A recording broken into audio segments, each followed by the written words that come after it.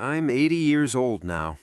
I've lived a long life, but nothing prepares you for losing the one person who's been there through more than half of it. 57 years, died last month. And I keep thinking about how quietly everything slipped away, while I assumed there would always be more time. I can feel the space he left behind, not just in my house, but in the rhythm of my days, in the way I breathe, in the way the silence presses in. We met when I was 23. He was working at the same small printing shop I had just started at. I remember the first time we spoke. I can still hear his laugh, low and easy. Back then, life felt enormous, stretched out like an endless road. I didn't know it would all go by so fast. The decades would slip through my fingers while we were busy working, busy chasing some version of stability, of approval, of being useful. We became inseparable in a way I didn't even question. Weekends, holidays, late nights sitting on the curb outside the bar, talking about women, about ambitions, about nothing at all.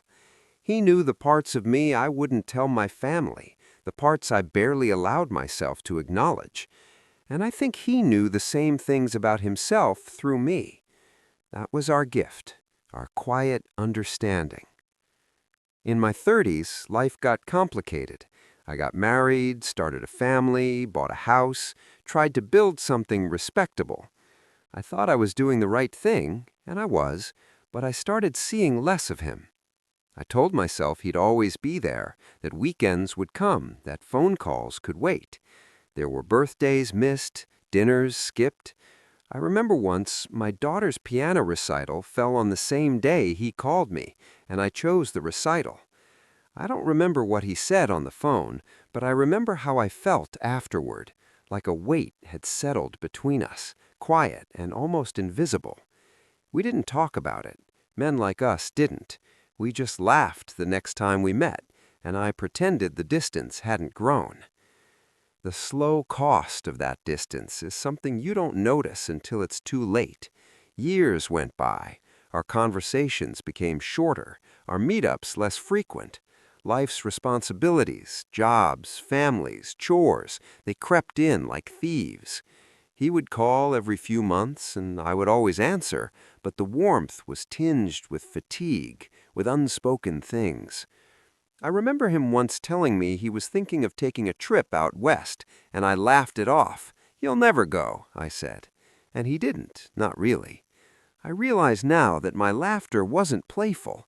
It was a shield, a way of keeping him at arm's length while I convinced myself I was still a good friend. And I wasn't, not always. The turning point came quietly. He had a heart attack on a Tuesday morning.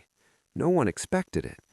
I got the call while I was at the grocery store, and for a moment I couldn't breathe. I couldn't remember which aisle I was in. I remember sitting in the car afterward, just staring at the steering wheel, thinking about every missed dinner, every skipped visit, every time I thought there would be more time. And there wasn't. He was gone, and there was nothing I could do to bring him back. I drove to the funeral, sat through the ceremony, and I thought I'd feel some kind of relief, some closure, but it didn't come. It's just a hollow ache, like a room where the light has gone out.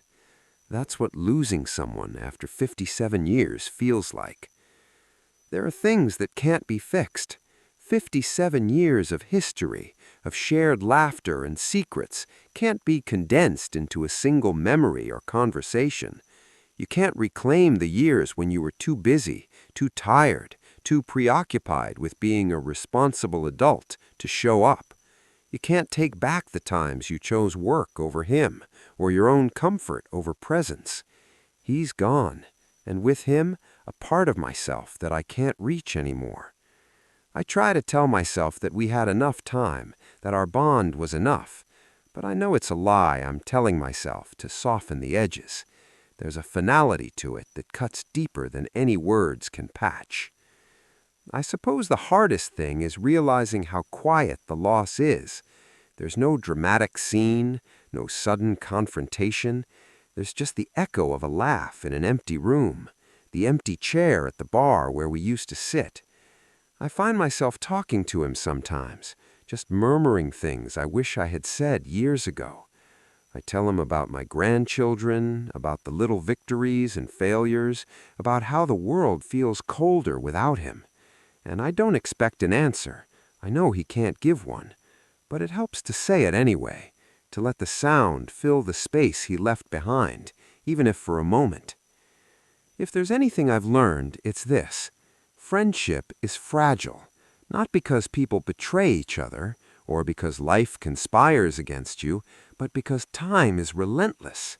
You assume there will always be another day, another week, another year to say what matters, to sit in silence, to just be there. You assume forever, and then one day it's gone.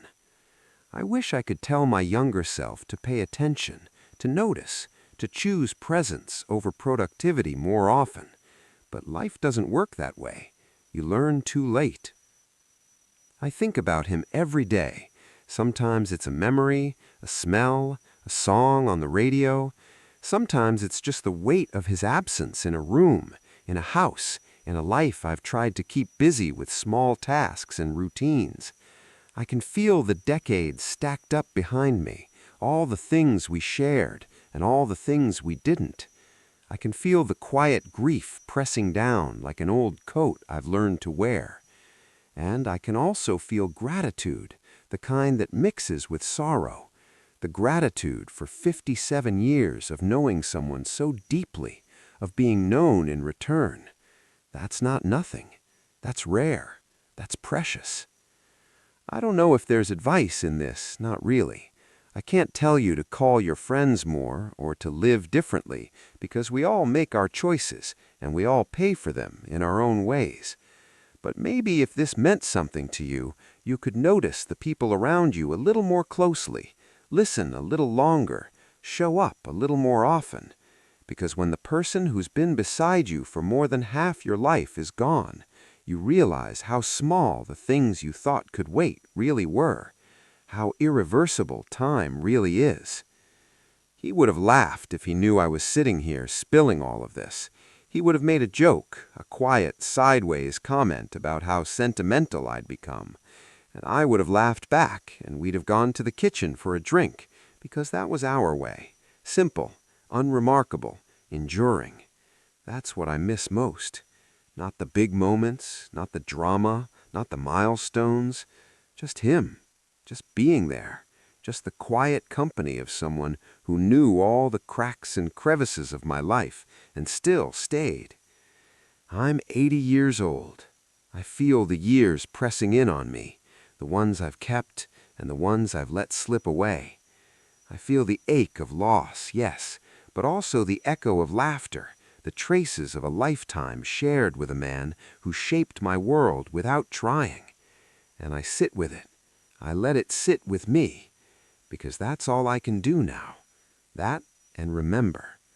That and keep speaking to him in the small ways left to me, in the quiet hours, in the long stretches of a day that used to be filled with both of us.